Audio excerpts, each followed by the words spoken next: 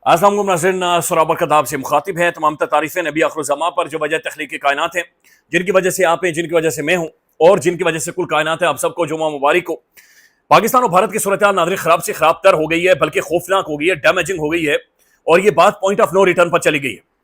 आलमी तौर पर पाकिस्तान की जानिब से बाकायदा से ऐलान कर दिया गया है, पाकिस्तानी फौज की जानिब से और पाकिस्तानी वज़ीर दिफा की जानिब से, कि हमारे ऊपर एक हमला हुआ है, हमारे मुल्क के अंदर आकर इंटरनेशनल बॉर्डर की वायलेशन हुई है और अक़वाम मुत्तहिदा के चार्टर के मुताबिक हम अपनी सरजमीन को, अपनी सरहदों को डिफेंड करने का राइट रखते हैं, हक रखते हैं और अब हम रिटेलिएट करेंगे। पाकिस्तानी फौज वक्त का तयन करेगी, जो कि अगले चंद घंटों में हो जाएगा और उसके बाद जितना डैमेज या जिस तरीके से पाकिस्तानी बॉर्डर की खिलाफ वर्जियां की गई हैं उतना ही ज्यादा किया जाएगा। यानी यह मुमकिन नहीं है कि पाकिस्तान यहां से इसी तरह से मामले को जाने दे।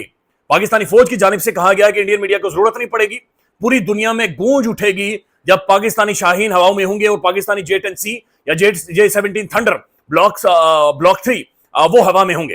पूरी दुनिया खुद उन्हें पता चलेगा मिसाइल किधर लगा है, किधर फटा है, कौन घुसा है और किसकी चीखें निकली हैं। ये चीजें बड़ी वाज़ेह हो गई हैं। लाइन ऑफ कंट्रोल के ऊपर जो कुछ रात को हुआ है वो रिपोर्ट करेंगे। साथ साथ इमरान अहमद खान नियाज़ी के हवाले से सबसे बड़ी डेवलपमेंट है, ये हालिया दिनों की सबसे बड़ी डेवलपमेंट और अहम तरीन डेवलपमेंट है। इस्लामाबाद हाई कोर्ट के अंदर बाकायदा से एक बड़ी प्रोमिनेंट शख्सियत ने दरखास्त दे दी है, प्ली कर लिया हाई कोर्ट के सामने, अदालत के सामने, कि इमरान खान को इस वक्त रिहा किया जाए। उसकी बुनियादी वजह यह बताई जा रही है कि पाकिस्तान की सरहदों के अंदर ड्रोन मौजूद हैं और ड्रोन सर्वेलेंस कर रहे हैं। ये इजरायली ड्रोन हैं जो कि पाकिस्तानी बॉर्डर के अंदर आ रहे हैं। गुज़श्ता रात तकरीबन 29 ड्रोन मारे गए, आज सुबह भी 6 ड्रोन मारे गए। अगर वो रावलपिंडी फूड स्ट्रीट के पास आ सकते हैं तो ये ड्रोन अडियाला जेल की तरफ जा सकते हैं, जहां पर पाकिस्तान का मकबूल तरीन लीडर या दुनिया के मोस्ट इन्फ्लुएंशियल पर्सनालिटीज में से एक बंदा अडियाला जेल के अंदर कैद है।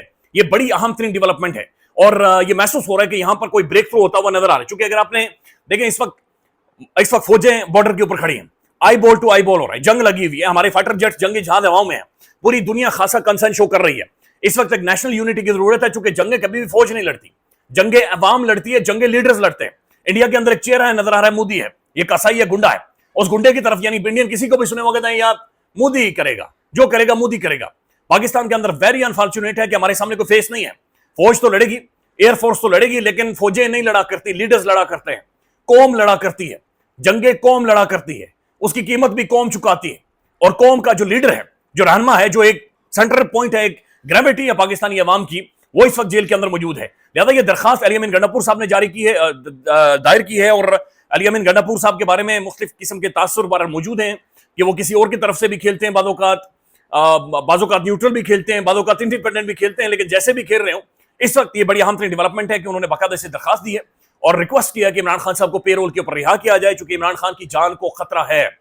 इमरान खान की जान को अडियाला जेल के अंदर बड़ा सीरियस किस्म का थ्रेट है, चूंकि ड्रोन्स इस वक्त इजरायली ड्रोन्स पाकिस्तान में मौजूद हैं और पाकिस्तानी बॉर्डर्स के अंदर बाकायदा से उनकी जो पेशरफ्त है वो नजर आ रही है। नाज़रीन, गुज़श्ता रात जो इंडियन मीडिया ने किया है, इंडियन मीडिया जिस तरह से गटर के अंदर उन्होंने कलाबाजियां खाई हैं, उस चीज ने एक बात साबित कर दी है कि इंडिया एक गैर संजीदा मुल्क है और इंडियन मीडिया ने खुद इंडिया को गैर संजीदा मुल्क साबित कर दिया है। अब बहुत सारे सवाल इंटरनेशनली और दुनिया भर में उठाए जा रहे हैं कि नाम ये मुल्क है कि रजवाड़ा है, ये मुल्क है या ठट्ठा है, ये मुल्क है या शुगल है। यानी मैं सिर्फ कुछ एक आपको वीडियो सुनाना चाह रहा हूं, इंडियन मीडिया ने लाइव रिपोर्ट किया है और ये 1-2 घंटे की बात नहीं थी, या 8-10 घंटे मैराथन ट्रांसमिशन चली है। ये सुन लें। आर्मी अंदर घुस गई है पाकिस्तान में, INS विक्रांत है, वहां से करिए 15-20 BrahMos fire, set fire to the Karachi port, आग लगा दो कराची में, फूंक डालो पूरे शहर। मेजर गौरव आर्या, क्या आपको लग रहा है पाकिस्तान का नक्शा बहुत बुरी तरह बिगड़ने वाला आज रात? मैं बता रहा हूं, आज की रात देखना कयामत की रात है पाकिस्तानियों, सो मत जाना, आज की रात को कयामत की रात है तुम्हारे सर पे।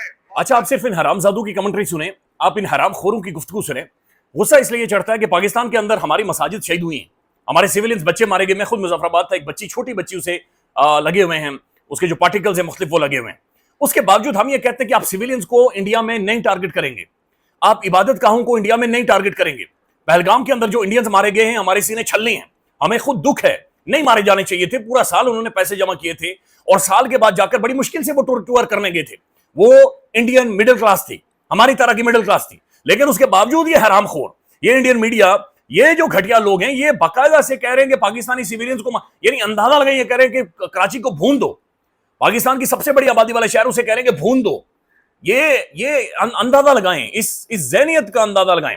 ये वाकईतन ये गोबर खाने वाली कौम है, लिटरली। ये इंसान ऐसे नहीं सोच सकता, ये गोबर, गाय का गोबर खाने के बाद ऐसे सोचा जाता है। दूसरी तरफ इंडियन मीडिया क्या रिपोर्ट कर रही है, सुनिए।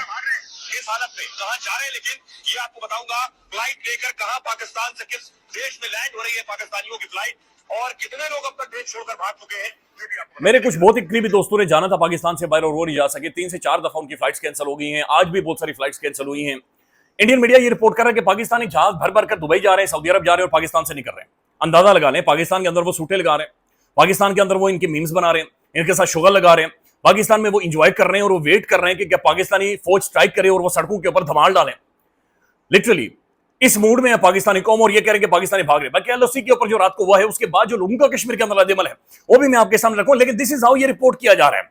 ये किस तरह का एक वॉर हिस्टेरिया है, वॉर मॉन्गरिंग है, ये किस तरह की ज़हनियत है, ये खौफनाक किस्म का एक गंध है, जहर है जो कि इंडिया के अंदर घोला जा रहा है। और पाकिस्तानी हमारा चैनल बंद कर दिया गया, सब चैनल इसलिए बंद कर दिए गए हैं ताकि इंडियंस एक एलियन की तरह सोचना शुरू करें, जिन्हें पाकिस्तान जिधर इन्हें नजर आए कि बम मारो, इधर मिसाइल मारो। दिस इज हाउ बाकायदा से इंडिया के अंदर ये माइंड मेकिंग और ये सारी चीजें की जा रही हैं और ये चीजें खौफनाक है। रात को इंडियन मीडिया ने ये क्लेम किया कि हमने पाकिस्तानी पायलट पकड़ दिया है, हमने F-16 गिरा दिया है, हमने F-17 जो JF-17 थंडर हमने वो गिरा दिया है और हमने पाकिस्तानी पायलट पकड़ दिया। जब हमने इनका पायलट पकड़ा था मुछड़, तो 15 मिनट में हमने घूंघट उठा दिया था।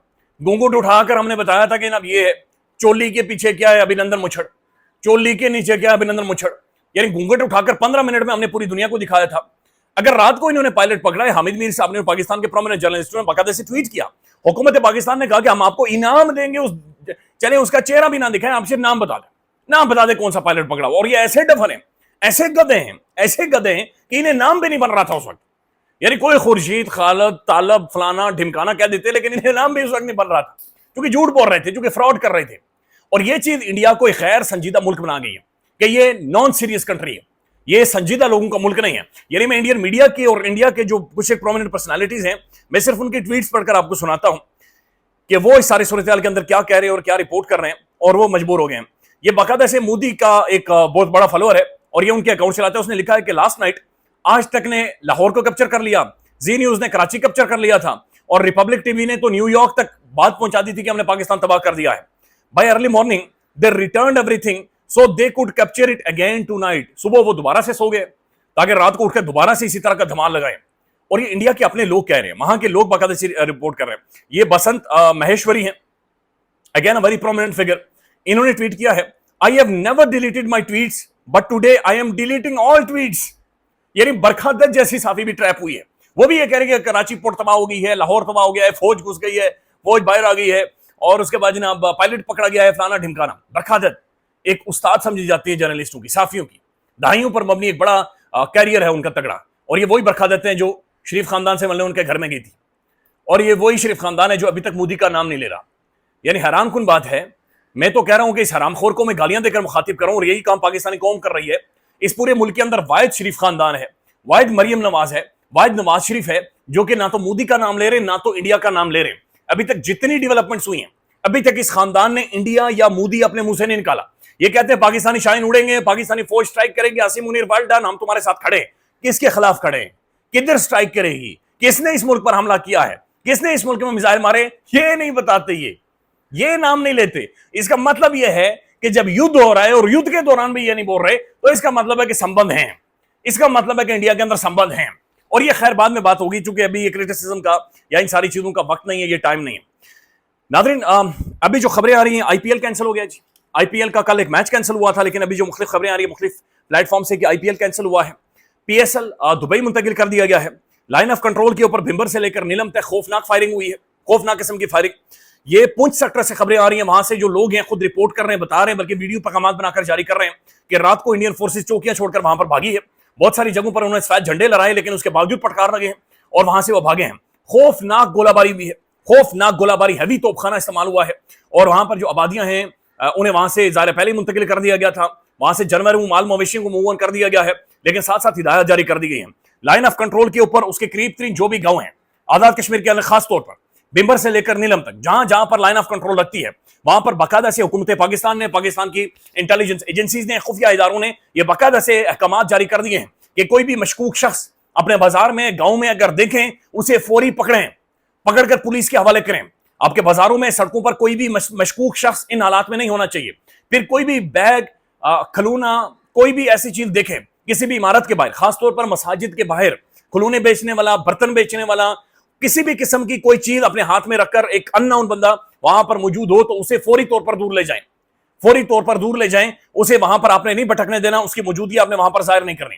फिर साथ साथ खाना स्टोर कर लें, राशन स्टोर कर लें, सामान स्टोर कर लें। और खास तौर पर रावलाकोट के अंदर और मुख्तलिफ इलाकों में यह बाकायदे से ऐलान कर दिया गया है कि लाइन ऑफ कंट्रोल पूरे कश्मीर में जहां जहां पर किसी को कोई दिक्कत हो रही है, कोई मसला हो रहा है, तो बड़े बड़े रावलाकोट के जो भी पेजेस हैं, आप जाएंगे रावलाकोट सर्च करेंगे, वहां पर मुख्तलिफ पेजेस हैं, उन्होंने अपने कॉन्टैक्ट नंबर्स दे दिए हैं, लोगों ने अपने घर खोले हुए हैं, लोगों ने अपने जो गेस्ट हाउसेज है वो खोले हुए हैं, मुफ्त आपको रिहाइश देंगे, आपको अकोमोडेट करेंगे, आपका खाना पीना सब कश्मीरियों की जिम्मेदारी है। लिहाजा बेफिक्र रहें, कोई ऐसा मसला नहीं होगा। वहां पर लोग खड़े हैं, दलेर लोग हैं, तगड़े लोग हैं, बहादुर लोग हैं, और वो इन सारी चीजों को अंडरस्टैंड करते हैं और हालात की संगीनी का भी बखूबी उन्हें अंदाजा है। नाज़रीन, अमेरिका की जानिब से स्टेटमेंट आई है और ये घटिया स्टेटमेंट है, पैथेटिक किस्म की स्टेटमेंट है जो कि इस वक्त अमेरिका दे रहा है, और अमेरिका झूठ बोल रहा है जो स्टेटमेंट उन्होंने दी है। अमेरिका ये कह रहा है, और ये बाकायदा से उनके जो नायब सदर हैं जेडी विंस, ये अपनी बीवी को लेकर इंडिया में गया था जब ये सब कुछ हुआ था, उसकी जानिब से ये स्टेटमेंट आई है। और जेडी विंस ये कह रहा है कि जनाब अमेरिका का पाकिस्तानी जंग से कोई ताल्लुक नहीं है, पाकिस्तान और इंडिया के हालात से कोई ताल्लुक नहीं है, हम इस तरह से दूसरों की जंगों में नहीं जाते। तो ये फ्राडिये हमेशा दूसरों के ममालिक में इन्वेड करते रहे, इन्होंने हमेशा किया ही है।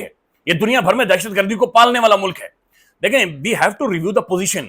हमें 76 सालों में अमेरिका ने हमें क्या दिया और 76 सालों में चाइना के साथ हमारी कैसी रिलेशनशिप रही है, ये वो एनालिसिस है जो कि आने वाले टाइम में पाकिस्तानी माशरे के अंदर, सोसाइटी में, बैनुल अक़वामी ताल्लुकात के अंदर आप इमर्ज होते हुए देखेंगे कि ये किस तरह की सोच है और ये ताल्लुकात किन चीजों के ऊपर बेस कर रहे थे और किस तरफ जा रहे थे। नाज़रीन, एक और खबर है, और ये टैमी ब्रूस ने आज जो प्रेस ब्रीफिंग दी है उसके अंदर टैमी ब्रूस से सवाल हुए। उसने कहा कि जनाब 2 और 4 दोनों ममालिक को जंग रोकनी चाहिए। फिर उससे सवाल हुआ कि पाकिस्तान ने तो अभी तक किया है कुछ नहीं है, पाकिस्तान ने तो अभी तक रिटेलिएट नहीं किया, तो उसने कहा फिर इंडिया को रोकनी चाहिए।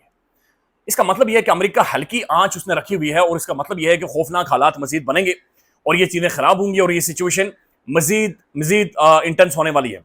नाज़रीन, जो मजीद ड्रोन गिरे हैं, बिहाड़ी में गिरे हैं, पाकपतन में गिरे हैं, ओकाड़ा में तकरीबन 6 भारतीय ड्रोन तबाह कर दिए गए हैं। 6 में से 1 ड्रोन को बिहाड़ी, 1 पाकपतन, जबकि 4 ड्रोन को ओकाड़ा में तबाह किया गया है।